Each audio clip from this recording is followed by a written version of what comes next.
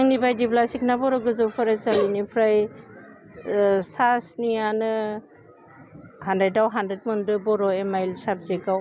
आं जोबोद गोजोननाय मोन्दों। आंनो बे साबजेक्टखौ फोरोंनाय थाङोमोन। मानो होनब्ला आङो 2025नि क्लासाव ओरैबायदि स्पेसियेलि फोरोंनाय थांदोंमोन। बड' एमआइएल साबजेक्टखौ गासैखौबो लेसनखौ क्लियार खालामदोंमोन। आरोबाव ग्रामार थाखानायखौबो गासैखौबो क्लियार खालामदोंमोन। एसेखौबो गासैखौबो क्लियार खालामदोंमोन। मानो होनोब्ला कर्सआ गासैबो साबजेक्टआ जोबनानै थाङोब्लाबो किसुमान गथ'आ खायसेया कनफिउसन नाङो। कनफिउसन नांनानै माखौ फरायगोन माखौ मागोन जानानै दङमोन। अब्लानिया आं बुंदोंमोन एमआइएल साबजेक्टखौ नोंसोरो सहस मोनो निजायनि मादार लेंगुवेजखौ गोबाङैनो फारसेनिफ्राय बिजिर बिजिर लेसन मोनफ्रोमखौबो बिलाइ मोनफ्रोमखौबो फारि फारि फरायनानै नोंसोरो जाहाथे गुबुन साबजेक्टआव खम मोनोब्लाबो आंनि बड' साबजेक्ट फोरोंनायाव माबाफोर कनफिउसन जादों नामा होनना सोङोब्ला जायाखै होनना बुङो। जायाखै होनना बुङोब्ला आं बुंबाय अब्ला आंनि फोरोंनाया थिगैनो दङबा नोंसोर दा फारि फारि मोनफ्रोमबो पेजखौ फरायनानै जि फैयो बड' एमआइएल साबजेक्टआव 100% लानो नाजा। सेम पारसेन्ट लानो नाजा। अब्लानिया बेलेग साबजेक्टआव एसे खम मोनोब्लाबो आंनि साबजेक्टआ एसे कभार खालामनानै जाहाथे नोंसोरो फार्स्ट डिभिजन डिस्टिंसन स्टार थांनो हायो होननानै फोरोंनाय थांदोंमोन आरो।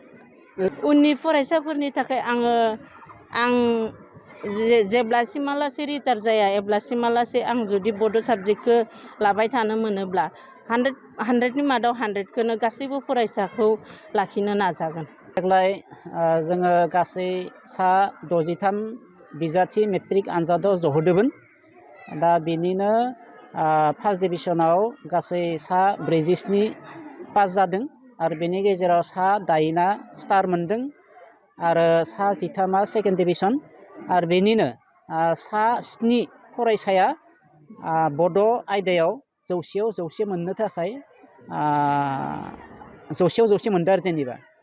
दा बिथांमोना जाहैबाय जेनेबा जोंनि फरायसालिनिनो धरित्रि बर', अनसुलि बर', महिनी बर', बारस्रि बर', अपर्ना नार्जारि, दिपसिखा सरगियारि आरो जनि बसुमतारि।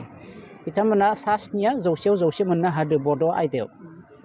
रिजाल्टखौ लानानैथ' जोङो जाबायदियै फरायसानि न' हम भिजिट खालामनानै बिमा बिफा थामहिनबा बिगोमा आरो फरायसाफोरखौ लोगो हमनानै जाबायदियै जोङो खावलायदोंमोन जे मारै फरायनांगौ मारै फरायनांगौ गासैबो बिथिङाव जोङो सुबुरुन होबोदोंमोन। बे सुबुरुन होबोनाय मथे फरायनानै बेखिनिखौ लाखिनो हादों।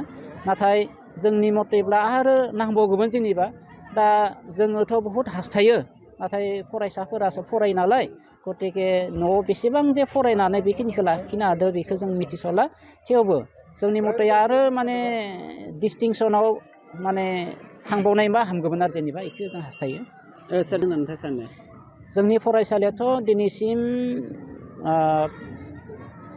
6-7 बोसोर 100% थांबाय दोङोमोन। नाथाय देग्लाय फरायसाफोरा बांगासिनो दङथ'। बांगासिनो थानायाव गोबां फरायसाफोरनि गेजेराव गासैखौबो 100% थांहोजोबनो एसे उसुबिदा जायो। थेवब्लाबो जोङो 3 फरायसाखौ जोङो पास जाखानाय नङा होनना सानदोंमोन। थेवबो गासैबो थांनानै परिखाखौ होनानैनो थाहैथोंसै होननानै जों गासैखौबो एपियार जाजोबनो होबाय नालाय फर्म फिलआप खालामजोबनो होबाय नालाय। खिन्थु 3 फरायसाया फेल गोलैनो गोनां जादों। मानो होनबा बे फरायसाफोरा सिगांनि रिपिटार्सनि फरायसामोन आरो जेनेबा रिपिटार्स माने सिगां बोसोरनि थालांनाय आरो थाद'नाय गथ' आरो खायसेया मुवाबा शिलंआव बायदिसिना खामानि मावहैदोंमोन। थेवबो जोङो लिंहरनानैब्लाबो आनजाद होनो होदोंमोन। नाथाय मोजाङै गोसो होसारनानै फरायैनि थाखाय फेल गोलैदों होनना सानना लायो आरो जोंहा मोनसे मिसन दङ जे जोङो नो फेल नो थार्डखौ जोङो नारा नाथा नाजानानैब्लाबो जोङो जाफुंसार होनो हाबाय। नो फेल नो थार्ड फार्स्ट एन्ड सेकेन्ड डिभिजनाव बोसोरथाम बोसोरब्रैसो जाबाय।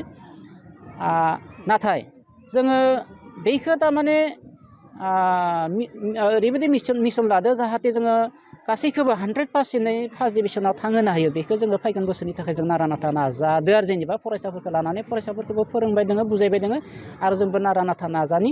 मानो होनबा आङो थोजासे जखानि जिहेथु फोरोंगुरु मोनबाय नालाय बेनिखायनो देग्लाय क्लास 10खौ आङो गासै 87 फरायसा दङ क्लास 10आव बेखौ आङो मोननै सेक्सन खालामनानै क्लास खालामदो देग्लाय ए सेक्सन आरो बि सेक्सन खम फरायसा लानानै मानो होनब्ला जोङो फैगोन बोसोराव हाया बि उननि बाथ्रासै जोङो गासैखौबो 100% फार्स्ट डिभिजनाव पास खालामजोबहोनो थाखाय जों नारा नाथा नाजादों।